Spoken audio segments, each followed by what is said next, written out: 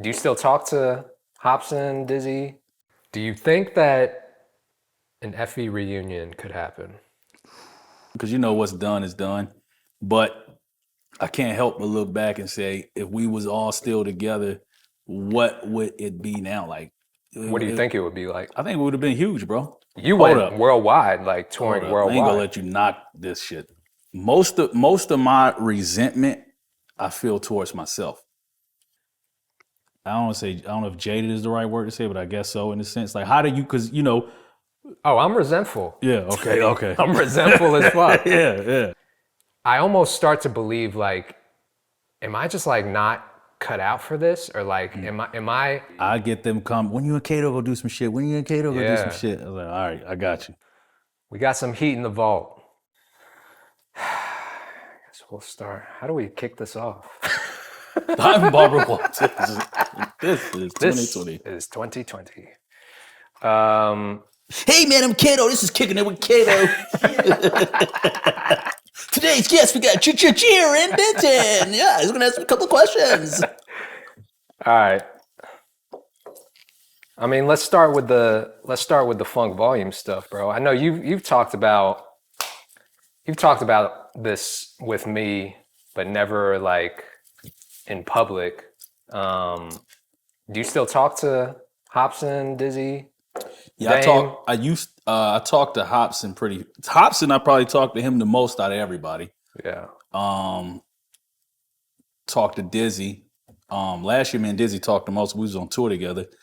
I was in communication with Dame. Yeah. Yeah, so I pretty much stay in contact with everybody, bro. I even Swizz, talked to Jamie in Papa. Brooklyn. Swizz, I hit him up from time to time just to see how he doing. That's about it, bro.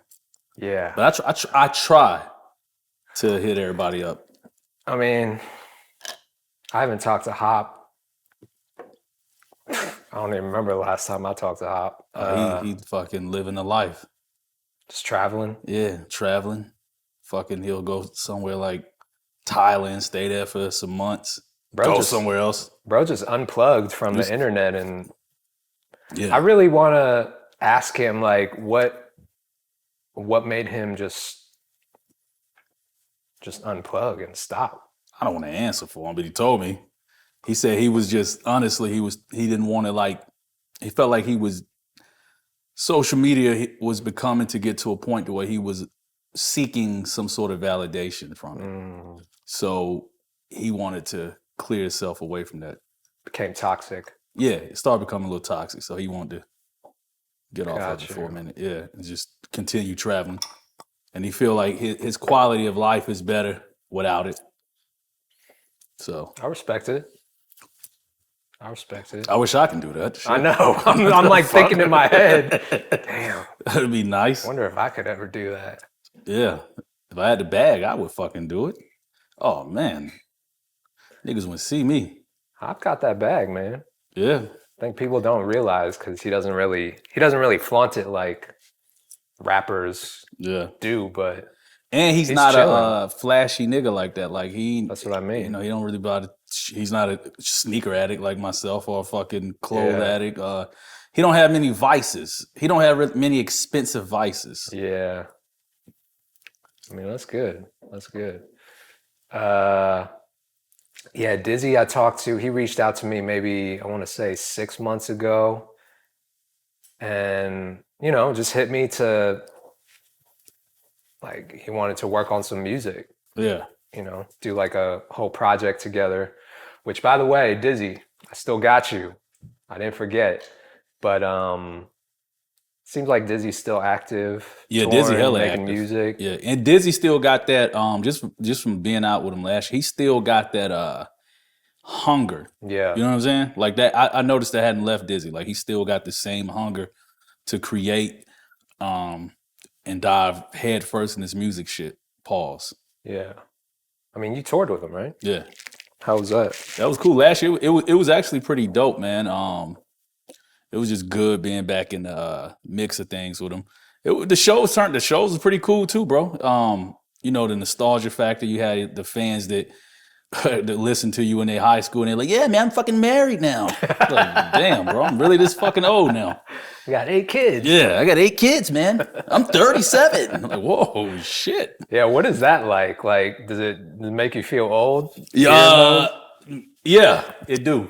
It makes me feel old because people slide in my DMs all the time and they're like, "Yo, Kato, I used to listen to you and Jarren. I heard Schizo when I was in middle school." And like, I look at their profile picture, they got like a family now, and I'm like, yeah, damn, it made me feel old too. You know what's crazy? Let me say this to you guys. I used to listen to Nas when I was in fucking Nas came out. I think I might have been in elementary or middle school when Nas came out. Yeah. And guess what? I still listen to Nas, guys. Yeah. That's true. I don't go up to Nas and say, "Hey, man, I used to listen to you in fucking high school." I'm still bumping them now. Yeah. We are still around. Message. But if you ever got to meet Nas, I'm sure you'd be like, "Yo." I did meet Nas. You did? Yeah. When? This is a while. You know what's so fucked up, bro? I had pictures and everything. I got to kick it with Nas. I went to a studio, and this is probably like, I was like 22, 23 or some shit. This was a minute ago. Yeah, okay. A minute ago. He was at what's my man? It's now Future Studio, but it used to be what's his name, bro? He used to be married to fucking Chili. Music producer. Dallas Austin. Yeah, his old studio. Nas is there. And I asked Nas the dumbest shit, but in hindsight, it really wasn't that dumb if you're a fan. I asked, I was like, "Yo, Nas, man, when you and Ghostface go do some more music?" And he's like, "I don't know." Just kind of, you know what I'm saying? I could tell the question was like, the fuck? What kind of question is that? I don't fucking know. You didn't say, "Hey, Nas, I used to listen to you in high school." Nah, I was still bumping him. He had just dropped the album. He was up there promoting what fucking album was that, bro? It's like a double disc. It had the Thief's theme. Yeah, wasn't that his Hip Hop Is Dead? Nah, it was before Hip Hop Is Dead.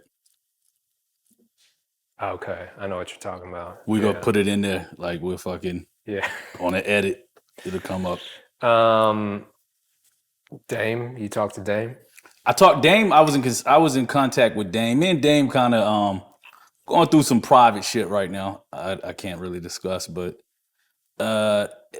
he was here in Atlanta not too long ago. I pulled up on him, kicked it with him. Yeah. Dame's still Dame. Dame's still doing his Dame thing. Still Dame. You know, he managing Big Ja. Oh yeah. Yeah, Dame's still Dame, man. Looking back at those FV years, that was what, 20, when did you sign? 2012? 2012? 2011 or 2012, one of them. I feel like it was 2011 because I signed in 2012, I think. I don't remember. Around there, yeah. I know we ended it in 2015. Right. That I do know. It's a good run, man. Yeah. It was a good run, bro. We could have had it. You know what? I look back at this shit. I try not to look back because you know what's done is done. But I can't help but look back and say, if we was all still together, what would it be now? Like, what do you think it would be like? I think it would have been huge, bro. Because we was just getting on to that. We was just getting to the, we was getting to that point. We had just did the distribution deal with Warner. We was just getting to that point to where we were getting, we were always getting the underground looks, but we were getting to that point to where we were starting to get, some major looks and shit like that. So I think if we would have kept it going, I think it would have been big, bro. Yeah. I think for me, looking back, it was like, there's not any resentment. I mean, I want to ask how you feel, but for me, I think I didn't really fully appreciate the situation for what it was, because we basically, you and me, basically came from doing nothing, performing in like these shitty local bars in Atlanta to touring. You went worldwide, like touring worldwide. I ain't gonna let you knock this shit. What? Held up, man. We were lit at these shitty bars in Atlanta, bro. We were lit. I'm not saying that we didn't start our own little movement. Yeah.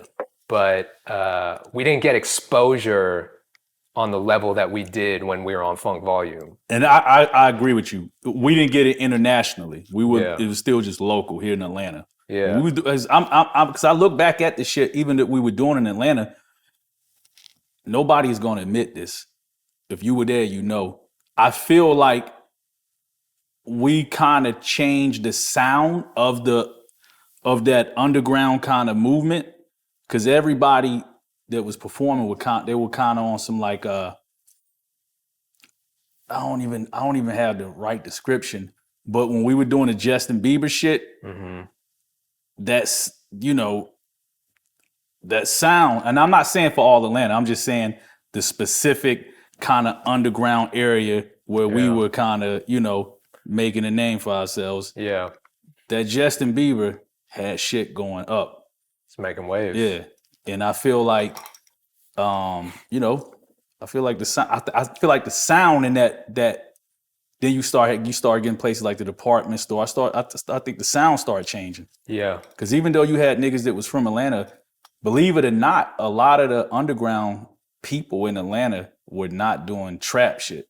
Right. Like they were doing like more kind of like a vibe type shit, like vibey type music. It was really dope though. Right.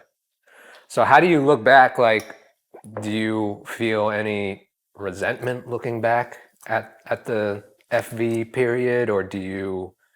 Most of my resentment I feel towards myself, because I look at that time, I feel like it was new to me, and I feel like the reason I resent myself because I was still doing music and I was still, pursuing going hard, but I let my party vices take over, and that kind of got in the way of paying attention to the business and really just I wish the thing I resent I don't think I took complete full advantage of the situation. Right. And I think one of the things that got in my way of doing that was partying.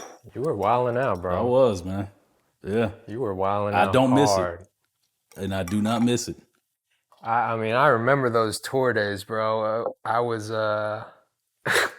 it was wild. Kato We had some wild He's times. like, man, get me out of here. It was a lot of drinking. Yep. It was a lot of just bullshit. Yeah. Just bullshit that didn't need to be a part. I mean, I look back at that time and I feel like we had fun. Yeah. But I also feel like if we took it more serious, it could have really elevated to a point where like a lot more people were paying attention. I think so too, bro. I think so too. So that's really my only resentment, is that I didn't take full advantage back then. You know what I'm saying? But the partying shit, that shit was kind of like, I guess when you look back at some Dr. Phil moment shit, I guess it's sort of like putting a bandage on the other trauma and shit that you go through. Like shit, that was my first time. At the time I was married and had kids, and that was the first time away from the family. Yeah. Me and my wife were going through shit.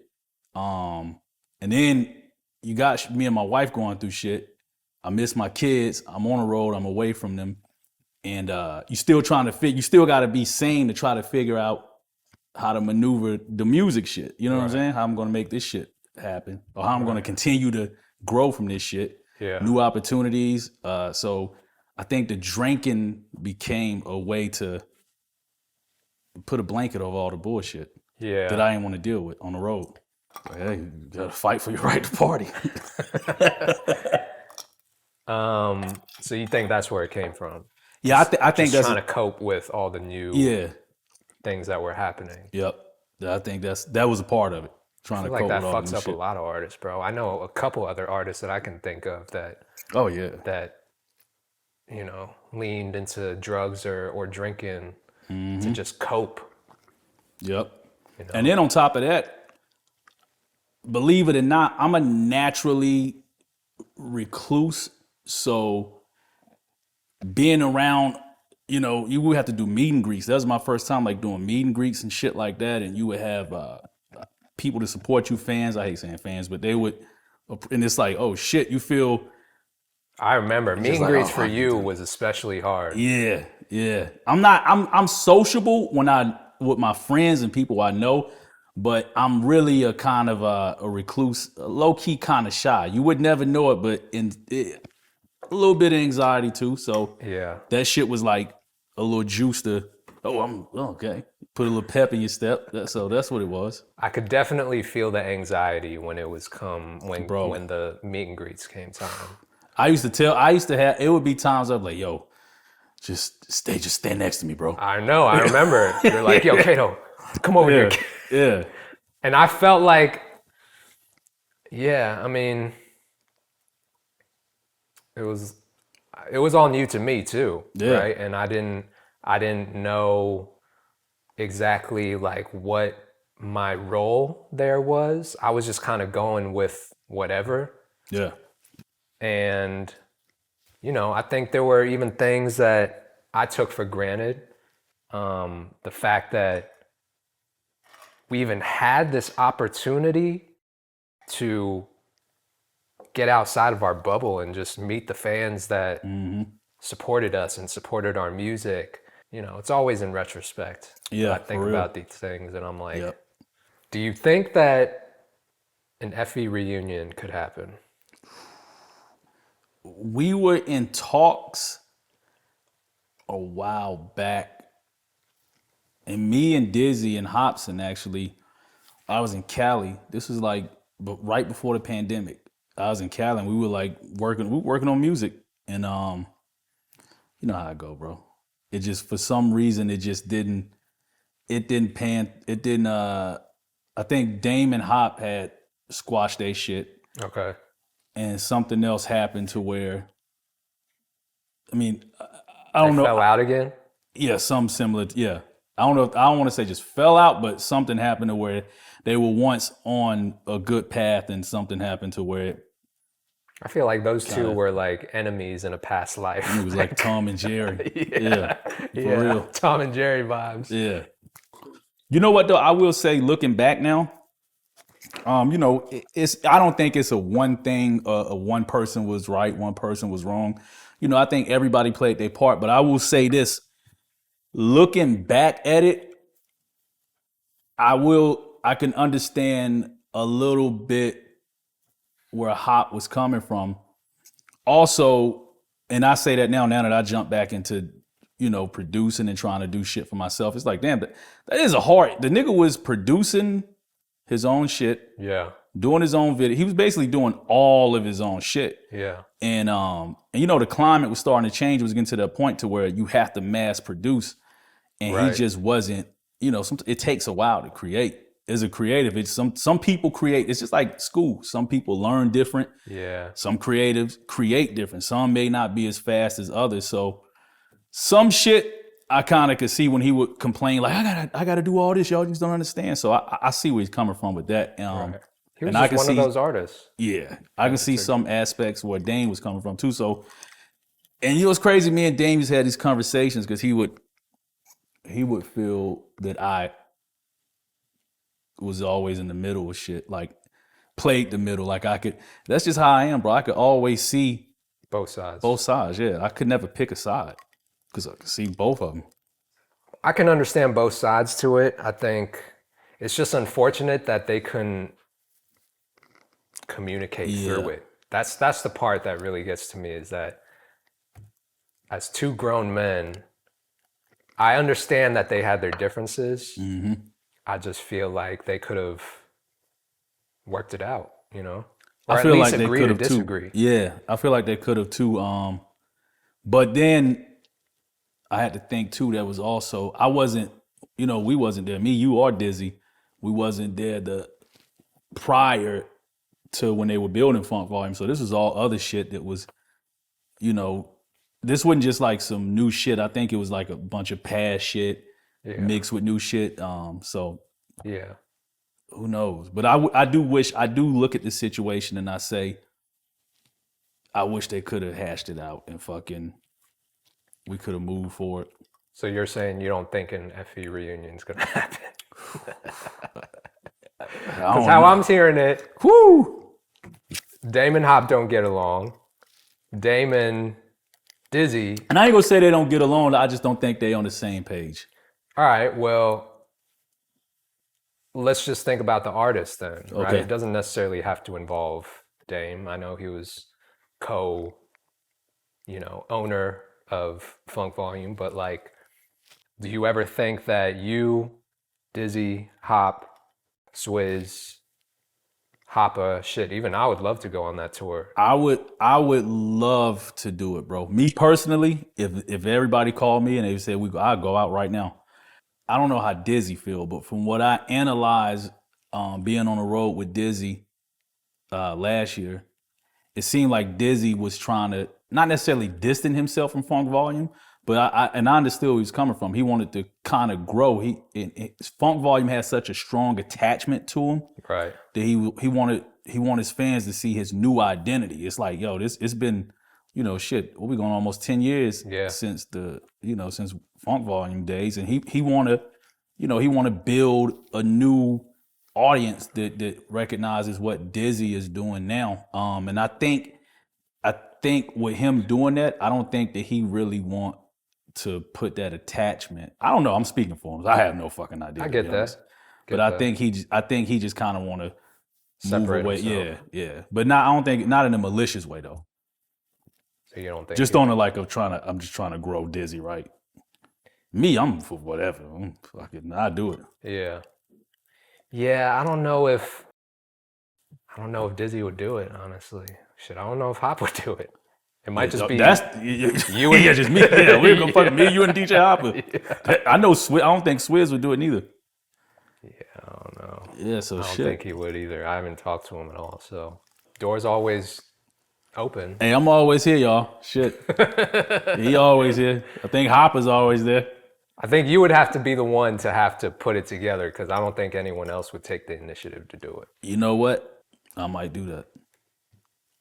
Just an idea. Stay tuned. Stay tuned.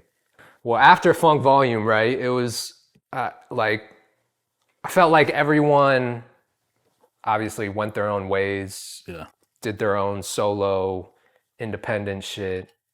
What was that transition like for you, going from Funk Volume to back to being just a solo independent artist? It was hard. Yeah.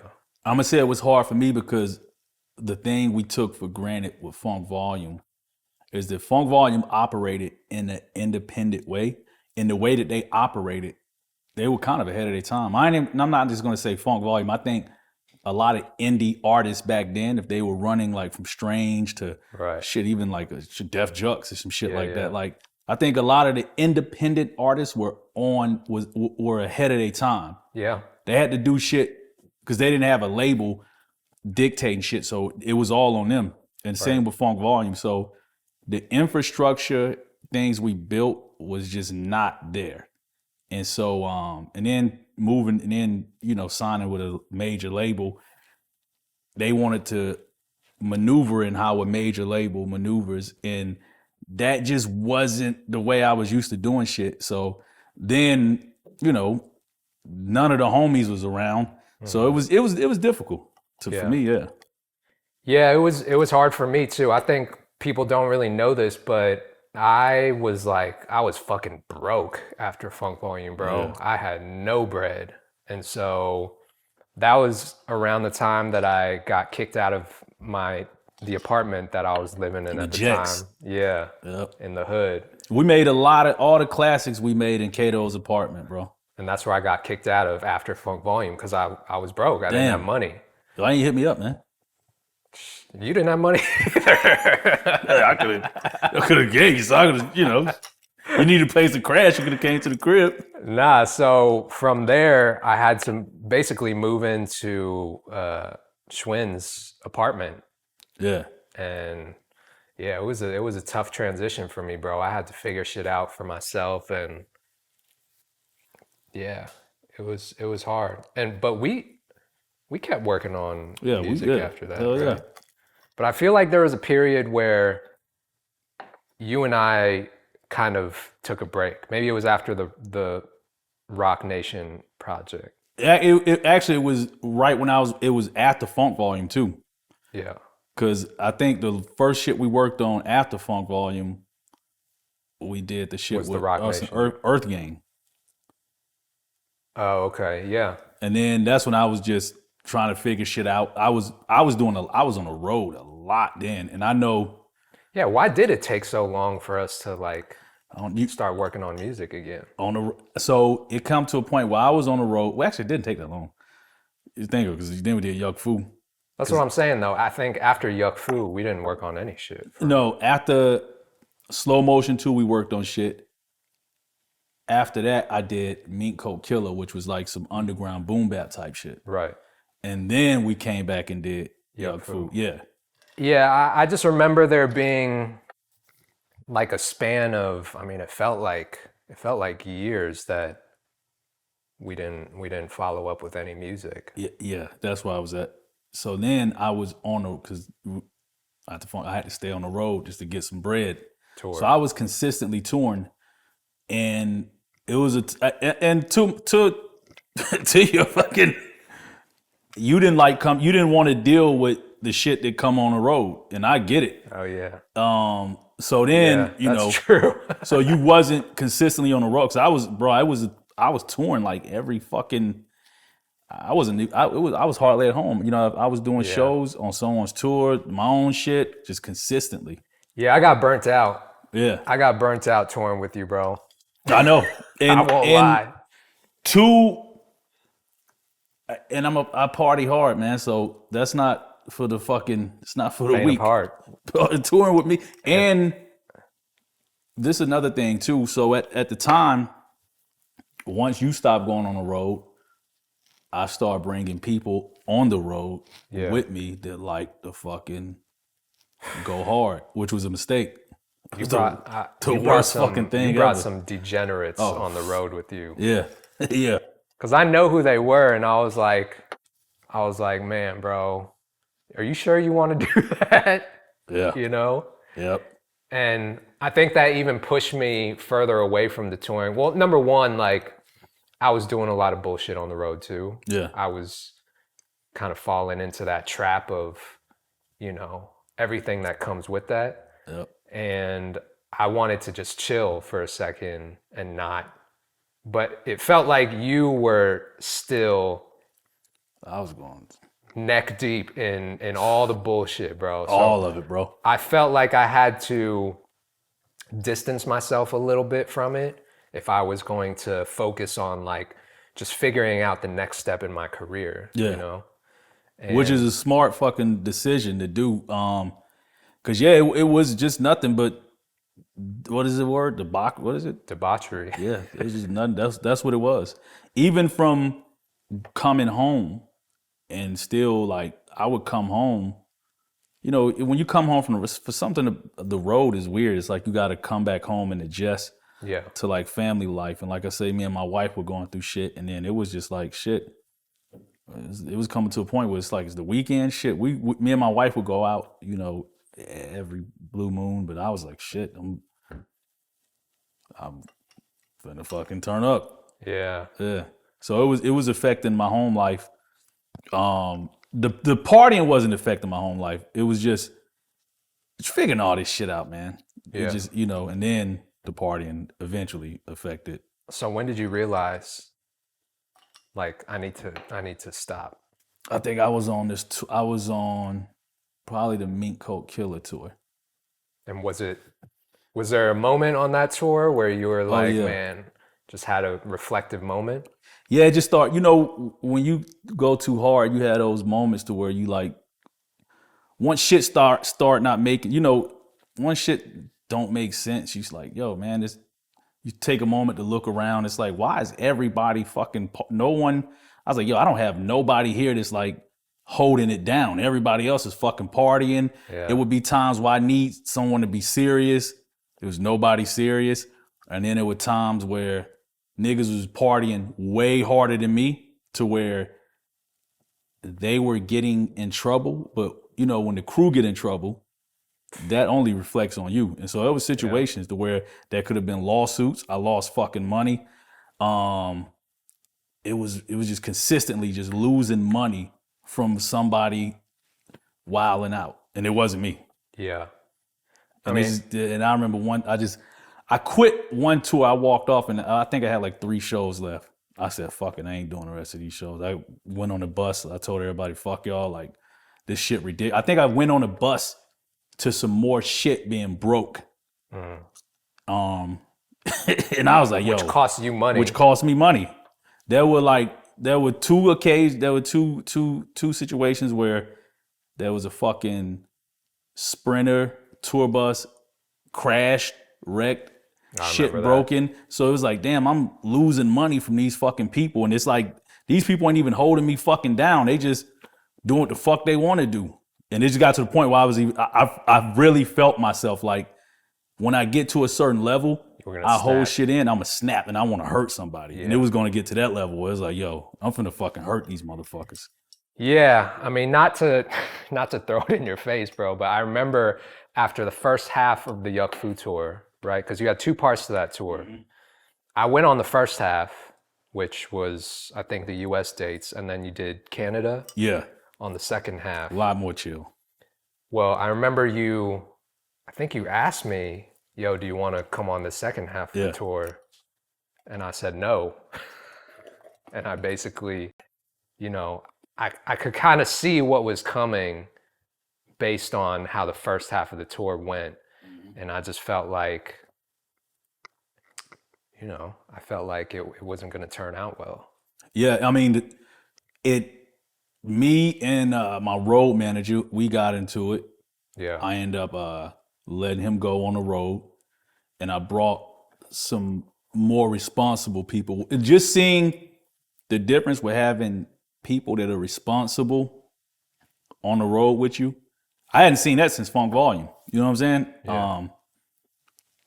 So after Funk Volume, it's like I just had it was the motley fucking crew. Yeah. But having people that are responsible, people who didn't party, it brought a fucking different, like, it was like a good relief, like, oh.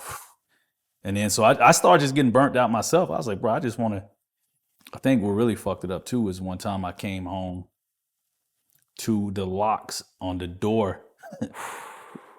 All my shit was packed up and the locks on the door was changed. And that was another thing that just like, oh shit. She threw you out the house. Yeah. You got divorced, yeah. And rightfully so. I can't even look at it and say, fuck her. Like, she did the right thing. What I did was not fucking cool. Yeah. So, yeah, it was just everything was just fucking turmoil, bro. Yeah, but I feel like, on a lighter note, after all that shit went down, I feel like you really started to change after that. Yeah. Like it kind of forced you to take a hard look at where you were and then make you want to change. So what was that process like for you? For me, it's good and bad. It made me change, but the bad thing is that I became not even jaded, but to the point to where I start like not trusting nobody. So I was just I'm a recluse. Yeah. I don't even have like certain people, because it's like every time somebody would come in, it was like it's always some fuckery. You know what I'm saying? Yeah. And it just made me just not trust people, bro. And I do music, and I stay in the fucking house. I live like a fucking hermit. Yeah. I mean, I go out with my kids and shit, but I don't hit the city. I don't even know what the fuck going on in the city no more. Yeah. I have zero idea. I'm in the fucking house. Well, I feel like that's normal as you get older. Just true. In general, you're not going out to party and do the same shit you were doing in your 20s and 30s. I feel like, got to move a little more strategically now. Yep. Yeah, I remember our last conversation when you were here, you were talking about just like enjoying your peace. Yeah. But I cherish that more than anything. which is such a 180 from where Yeah, I you know, were. right, bro? I mean, like, I really don't. If I'm not working on music, bro, I might. If I'm not working on music with my kids, I just enjoy the peace, bro. Yeah. I enjoy. I don't like the chaos no more. Like, there's times where, homies will come in town. I might go out with them, but I'll stay for like, nigga, 15, 20 minutes or something. I'm out. Like, I try to remove myself from certain situations, especially, because I just know what that comes with. Yeah. At least for me. Yeah. Also, I'm also leaving out a bunch of shit too. There were times like in between all of that shit, I was going to therapy. I also went to a fucking, substance abuse fucking, it wasn't like a AA, but it was like a therapist that, Yeah. so it was like I feel like everyone should do therapy. yeah, it helped. And so just, just reading on shit and just trying to stay fucking positive and stay out the mix of shit. Like, Right. yeah, Right. that's it. Had to get yourself right, bro. Yeah. I feel like you've pretty much cut out, like, you don't even really drink anymore, do you? Only time I drink is if I go out. Like, that's rarely. Yeah. Like when I'm on the road, even with the tour with me and Dizzy, you can ask Dizzy, he saw a difference. I remember it was times where, because I hadn't toured with Dizzy, and Dizzy was so used to me. Dizzy know the old me. Right. And so there were times where, I could tell he thought like energy and shit was weird, but it wasn't that the energy was weird. It was just, I'm just not that nigga no more, bro. I can't party like that no more. So Dizzy's still wilding on tour. He ain't wilding, but he's it's still, niggas need they party favors to, and nothing wrong with that. I can't say he's out there wilding. He's just I think seeing me not turn up. Oh yeah. And I gotten that a couple times, even when I went out with Webby. It was like his whole crew was just excited because they hear the stories and they want to fucking turn. They like, oh, we heard all these stories. And I'm like, yo, I hate to disappoint y'all, man. I don't even wild out like that no more. Yeah. So I think that was what it was. It was just like, damn, Dizzy hadn't seen me like that. So it was like, oh shit, this nigga ain't. So it wasn't that the energy was weird. It was just. Right. Different nigga. Older nigga. Yeah. Let's talk about around that time you were kind of like withdrawing a little bit from the industry. I feel like you weren't going out. You weren't really like chasing down. You weren't really playing the game anymore. To you, what were the worst parts about being in the mix in the music industry? I think for me, I think what it is, it's a combination of things. I think, you have people that are creators and people that are not creators. And I don't mean that you can be creative and do other shit too, but I mean, let me just say specifically music makers. Sometimes the pressure that the people who didn't make music would put on you, right? They didn't really understand. Like I didn't really, and I'm still to this day, I'm not the best at social media. The climate and things was changing. It was just I'm answering your question as I'm forgetting your fucking question. What was the worst parts about being in the I would just say not having a strategy, not having a team. Cause I look at the shit the strong points, it was always having a good team. Like when we started, it was me, you, we had Mike around, and we had Slow. Then from that point, we had fucking shout out to 808 Blake. We had 808 Blake. We had Mike. We had Slow. Yeah. We had a team. Then Funk Volume. We had the whole Funk Volume, and after that, it was just.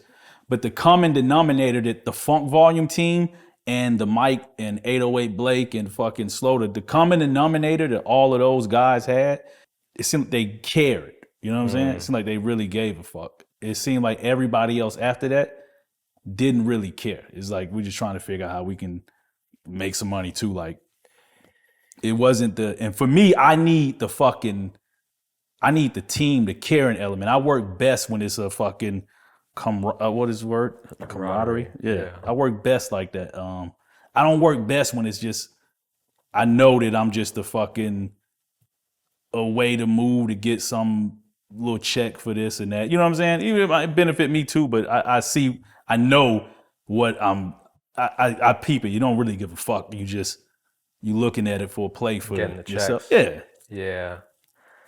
Yeah. That's one thing.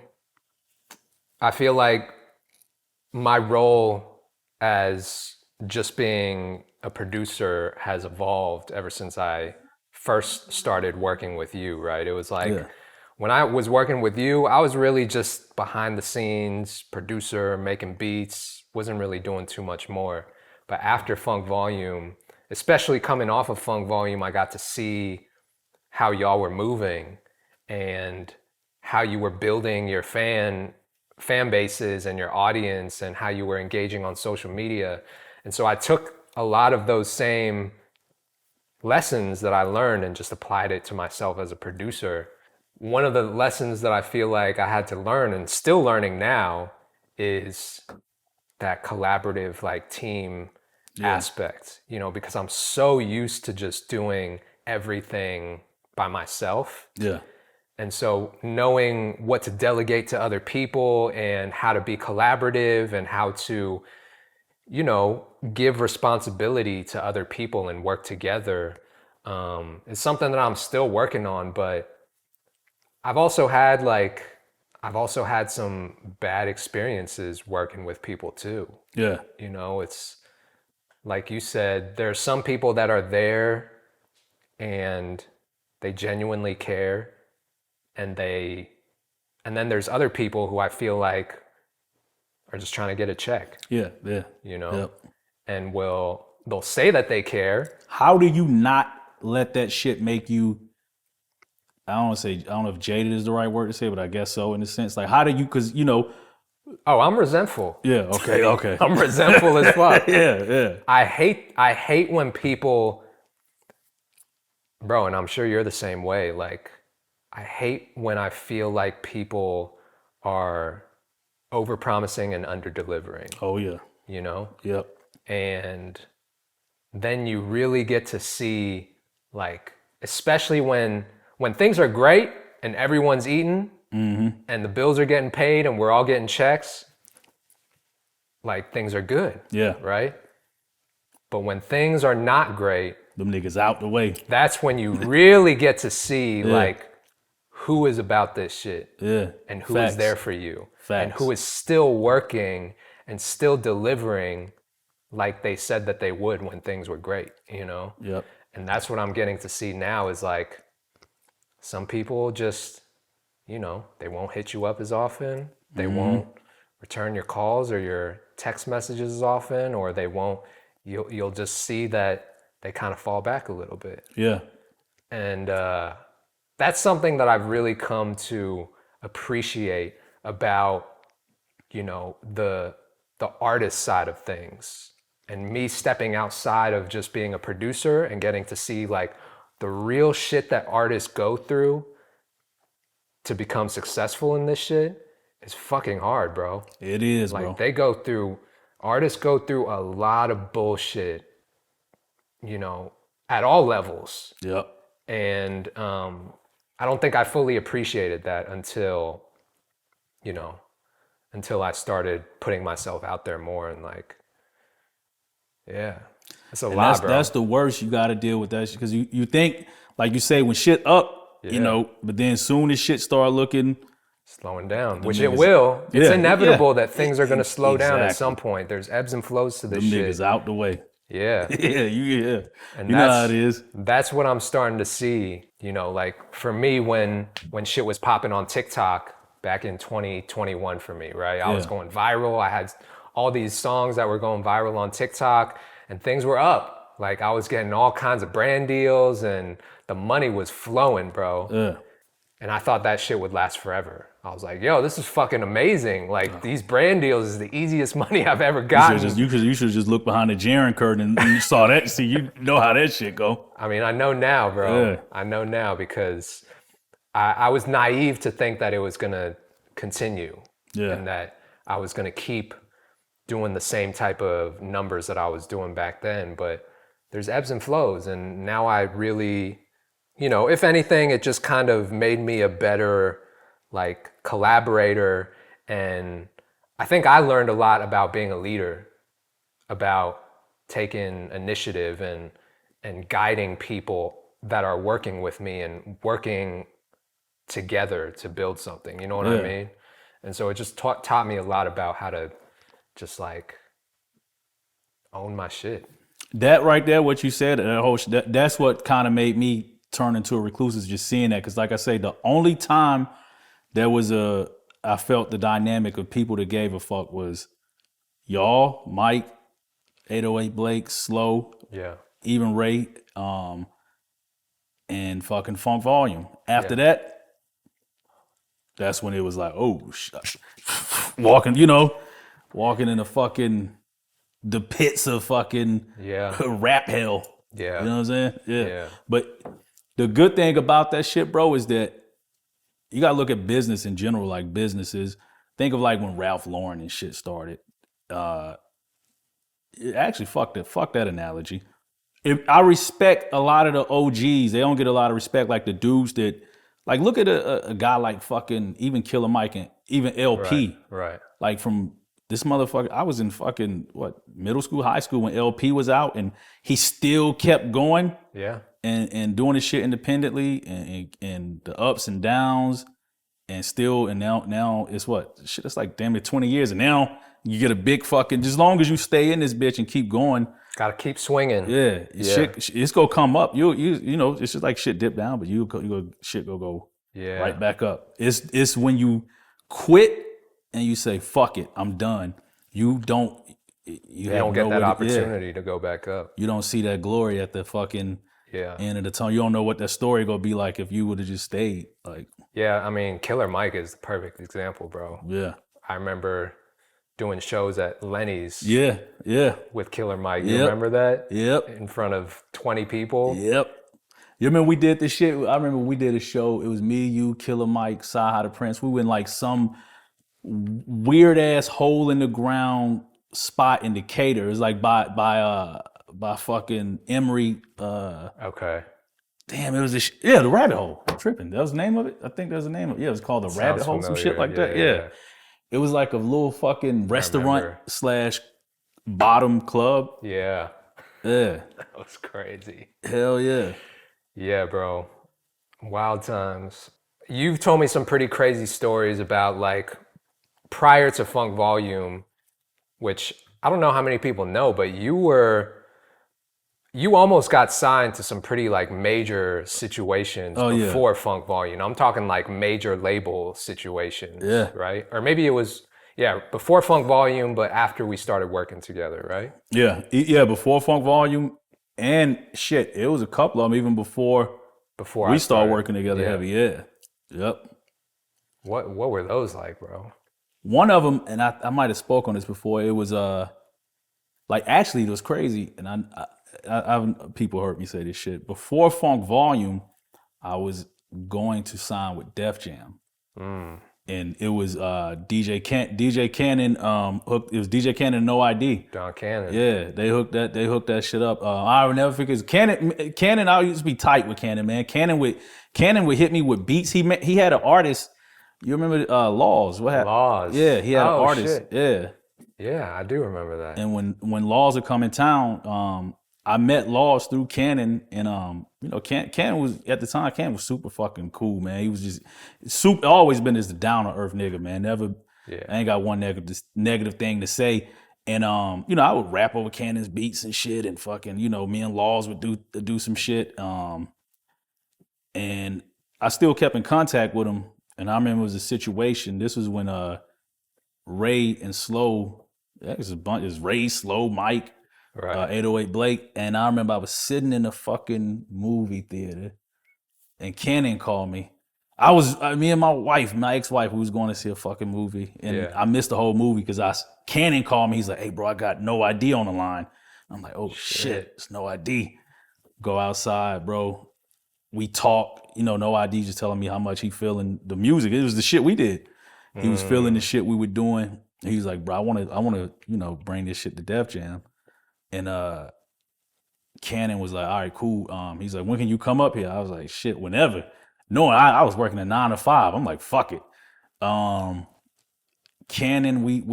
so I got off the phone. Canon was like, I'm gonna hit you up, let you know when the tickets and shit. Right. We booked a date. Me, Mike, Slow, and Ray Daniels. Shout out to Ray, man. Podcast killing it. Yeah. So me, Slow, and Ray Daniels, we fucking fly to Cali and meet with Def Jam, meet with No ID, and it was Karen Kwok. I hope I'm saying her name right. Yeah. She was so excited, bro. Like, just the excitement in that room. I remember just walking out, and I've been through a couple situations before with labels. I remember just walking out like, oh shit. And she was like, okay, so after LA, she's like, can you come meet fucking Barry Weiss? And I was like, shit. At the time, I'm like, I'm about to get fucking fired. I'm like, yeah, let's go. And so I went back home, and This it was just Arrow. This is Arrow. yeah. All right. I went home, and it was the waiting game. I ain't hear from nobody. Yeah. And at the same time, I had Funk Volume, and I remember Mike was like, hey man, when we went out to Arizona, and it was me, Dizzy. Oh, that's Hopsin. when you met everyone. Yeah, we did that show with Kid Ink. Yeah. And I saw how they were rocking, and it was just like, yo, I love that energy. That was just something just I hadn't seen. And so I took a chance. I was like, man, I ain't gonna wait. I don't know, fuck it.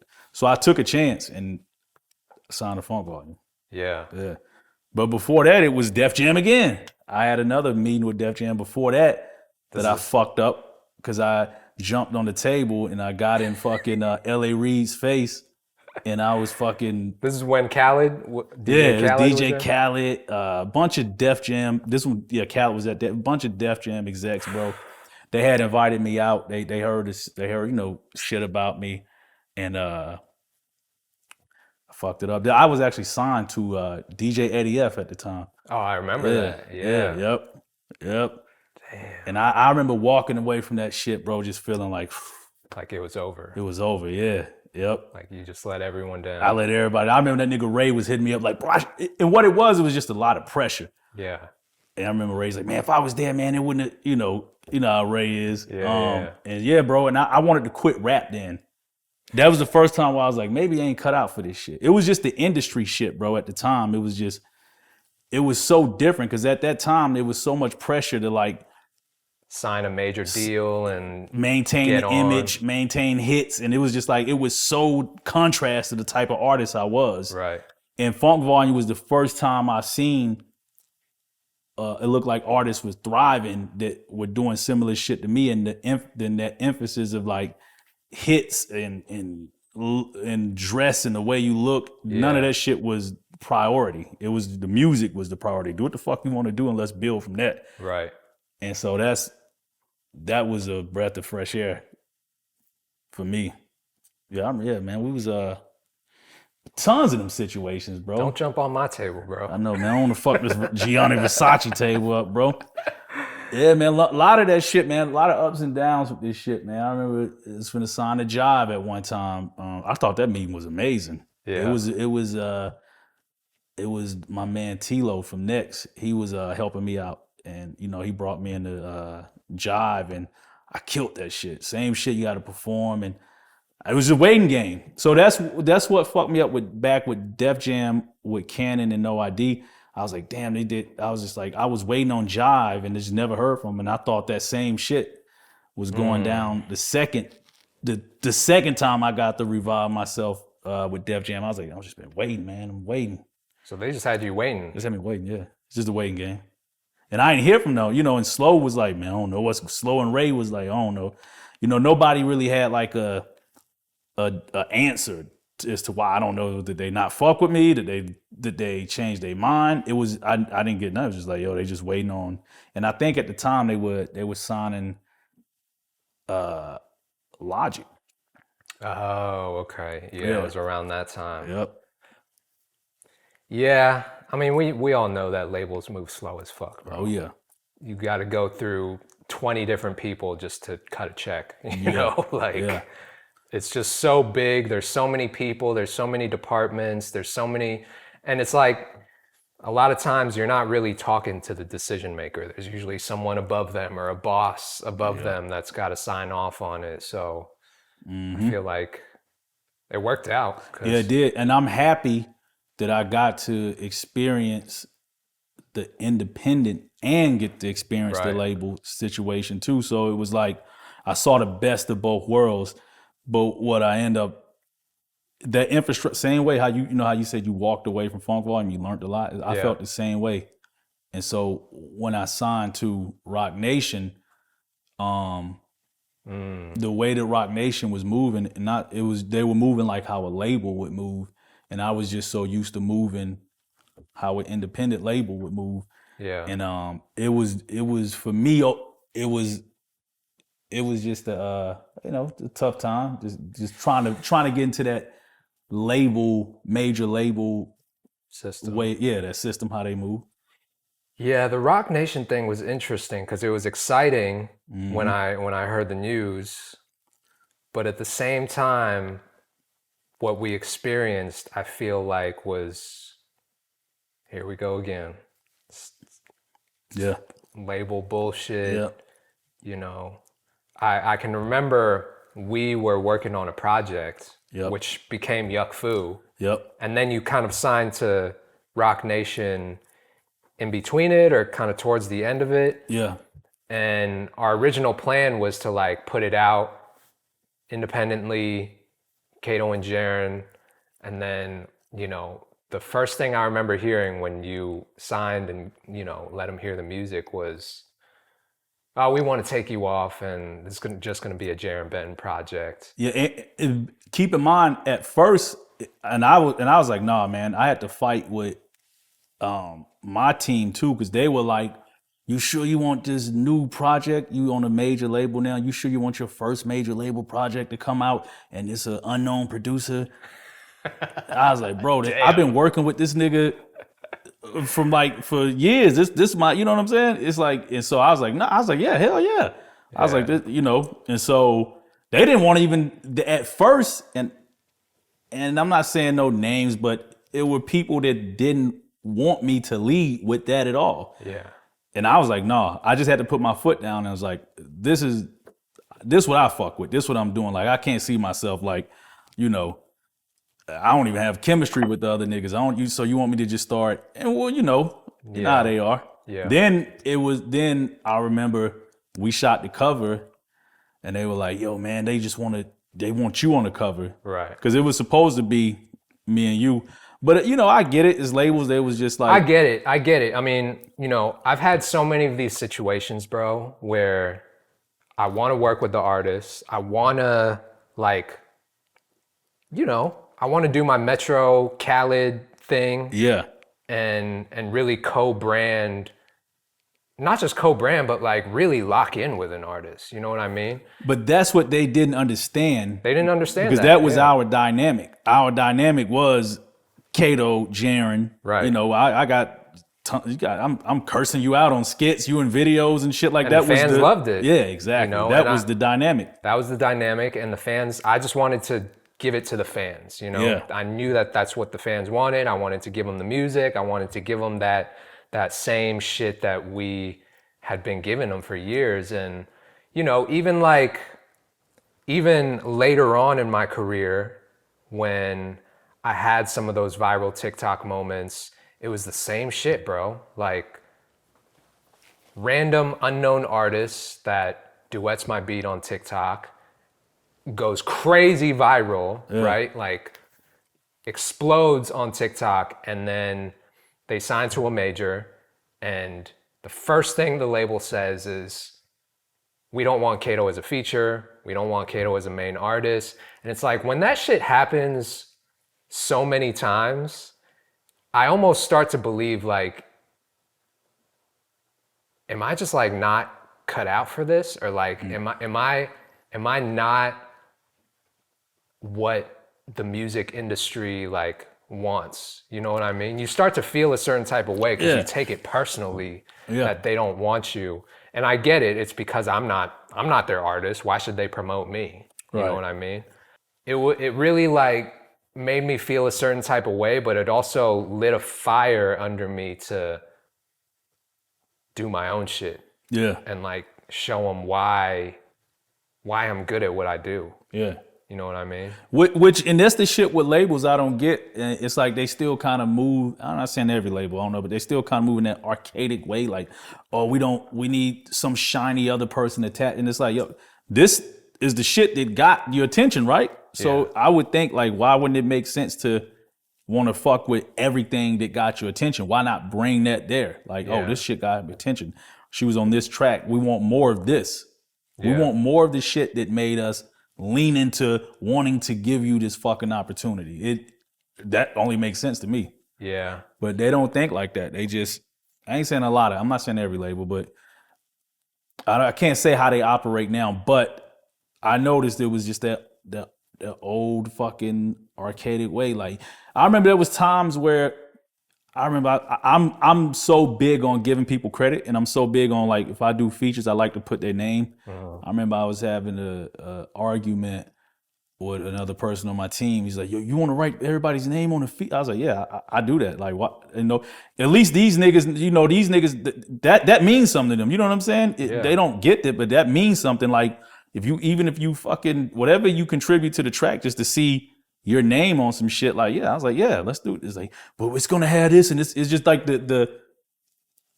their reasoning didn't make fucking sense. It was just like, well, this. It's all about perception for them. Yeah, Like, yeah. Everything is about positioning you in the best possible light to make you even look like a bigger star, and that's why we are where we are today, where there's this whole thing about, labels like artificially inflating numbers and running up streams using streaming farms, and artists not really doing the numbers that looks like they're doing because they're playing that game. They're playing that same game of everything is about image and perception. And I think people are starting to see through that shit. Yeah, I do too, bro. And people just want something real.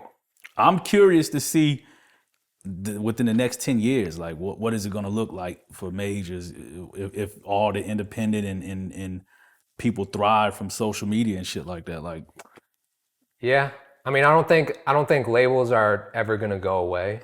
No, they still can operate as a fucking bank loan. Yeah, but I think the trend always starts with like independent artists. Independent artists are always the first ones to really gauge like what the fans want and where the music industry is headed. And then the labels will eventually catch up and just like turn it into a big game. You know why? Because as an independent artist, the only thing you have is your fans. Right. You know what I'm saying? That's all you got. So you kind of relying on them, and you going hard for them. So, but labels, they can do, like you just said, they can do shit to make you look shiny, right, and make shit look like a certain way, but they don't. Independent, that's all you got. All I got is these motherfuckers that support me. That's true. So, speaking of music, man, I'm trying to remember the last project or music that we put out. Was it Yuck Fu? Yuck Fu, yep. That was in 2018? 18, yep. Damn. So Yuck Fu was the last music that we put out. I recently reached out to you, and I just felt like it was the right time to start working on music together again. And we haven't given the fans new music since 2018. Yeah. And I still, to this day, see in my comments and my DMs, like, Me too. I started listening to you and Jarren back when I was in middle school. That's how I found out about your production and your beats. And we still got core fans, bro. Yeah. And I just felt like it was long overdue that I get them come, when you and Kato go do some shit, when you and Kato go do some shit. I was like, all right, I got you. Yeah, so it was time, man. So I reached out to you and sent you some beats. And we got some heat in the vault. When I do a show, I still get fuck you, Kato. As somebody in the crowd screaming fuck you, Kato. Even when I'm not there. Even when you ain't there, bro. So I'm there in spirit. Still screaming fuck you, Kato. You know what? I found some shit on my phone. I think it was the show. I don't know what fucking show it was. but there's a whole crowd. You know, it was at the old masquerade. I was like, what the fuck is this? There's a whole group of people on the ground chanting "Fuck you, Kato." You got video of it? Yeah. All right, we're gonna put that in the. I got you. In the interview. Kato's gay! Kato's gay! Kato's gay! Kato's gay! Kato's gay! Yeah, bro. I mean, our fans have been very loyal. I feel like, you know, even still to this day, even though we haven't dropped music for 8 years, you know, 6 years, you know, we got some new music coming for the fans, and I'm excited about it because I feel like we're in a different place now, but I wanted to still like tap into that energy, but still elevate the sound and show the progression of where we were versus where we are now, but still give the fans like what they want, you know? And I feel like we got it with this next one. I think so too. I'm curious to see, and it's going to, you know, when you first start doing some shit, it's like, but then I think once we lock in, it's even gonna be crazy. Yeah, I mean, Yuck Fu Part 2 or just another project. Fuck like you part. That's actually hard. Yeah. Yuck Fu Part 2. Or another freebasing or another. I get that too, bro. I probably can pull up at least 5 a month where someone say, yo, why don't you continue the freebasing series and shit like that? And I get it. A lot of my music lately has been a lot of kind of self-reflecting shit. It still kind of got that hard element, but I talk more about my personal shit and shit I've gone through. And at the time, I was like, I don't want to do that shit. It's like even when I go back and listen to some of that shit, even though I can say some crazy shit now, but sometimes I listen to a lot of those projects. I was telling you, I was like, yo, a lot of the shit I was saying was fucking insane. Wild. Yeah. Cancelable. Yeah. For sure. Yeah. Today. So I'm curious to see if I tap. I don't even know if I could tap back into. I could, but are those projects on streaming services? Yeah. Huff and Glue, freebasing. Yeah. Okay. But I gotta. I've been thinking about it, man. Should we give them some shit like that? I don't know if I can get that crazy for y'all in this climate, but. Yeah, what were some lines? I remember a crazy line. I can't even repeat them because this shit will fucking probably get. Well, I think people will give you grace all these years later. Okay, thank you. I think the song with me and Ari the Rugged, man, I was saying a bunch of crazy shit. But keep in mind, you guys, that was the intention of that project. Because before me and Kato was rocking, like Kato been around for a minute, man. We've been knowing each other for a minute, but in the scene, it was me and we had a crew. Shout out to my nigga Sean and Ness. It was Soul Rush. I was doing a lot of like soulful music, like that was, and so when me and Kato locked in to make those projects like the Huff and Glue and Freebasing was intentionally. I was like, I'm just gonna make the most. You had outlandish. The demon out. Yeah, yo, you unleashed the demon. Yeah, and once that shit is just like it took on a life of its own. That just happened to be the shit that penetrated. So I kind of, I tried to just give the fans what they want. Went with it. Yeah. I don't know, man. Should we do another one? I mean, if the fans want it. At this stage in my career, I'm all about giving the fans what they want, Me especially because we're independent again. We creatively, we're free to make whatever decision we want to and put it out how we want to and give it to the fans how we want to. So, if the fans want it, we'll give it to them. So, hey, if y'all want another fucking doing random drugs with some celebrity, drop a comment. Let us know. Give us some suggestions. We might do that. Or do you want a Yuck Fu too? Which one? That would be interesting. Yeah. That would be interesting. Can we get as outlandish as we did back then? In this climate? That's a good question. I'm gonna have to tap into back into the dark side. It's been dormant for a little bit. Yeah, it's been sitting. I'm gonna have to. Okay. Might have to bring some bottles out. Yeah. I might have to go back to partying. Shit. I might have to go fall right back off the wagon. Sell your soul again. Yeah, fuck it. Let's go. Sell your soul to the devil. Let's do it. All right. Well, yeah. New song coming soon. Any last words? Yeah, I'm not gonna sell my soul to the devil. Yeah, man. Hey, I just want to say, man, the fact that even though the ups and downs of this shit, and I seen your ups and downs. First of all, let me say this: Kato has always been Kato from the Kato Daily days. Yeah. KatoDaily.com. Y'all don't know baby. about that shit, but listen, I just want to say thank y'all, man. Like the fact that you still here, I'm still here, even through everybody from Dizzy to Hopsin, everybody still pretty much can still come in here and people will still show up and support us. Yeah. Like after all these years, like that shit means a lot. So I just gotta say thank y'all. Like, thank you. Yeah, the fans have been very loyal. The fans have been very loyal. Yeah. And you've been very loyal to the fans, I feel like. Jarren, I will say this about you. You are probably the most loyal person that I've met in doing this music shit. Like, the people that stuck with you, you stuck with them and will probably continue to stick with them. Yep. Like forever. That's just the type of person you are. I've learned that about you and I appreciate that about you.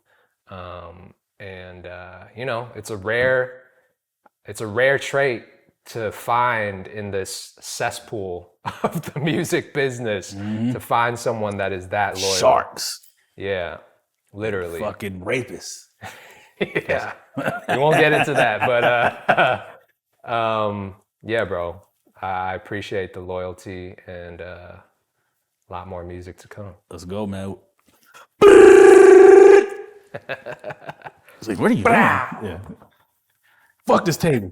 This is the part where I jump on this table now. I can't do it, man. Can't even do it. My man came a long way, man. Yeah, from the projects to the expensive fucking table, you know, bro. Yeah. You know? Yeah.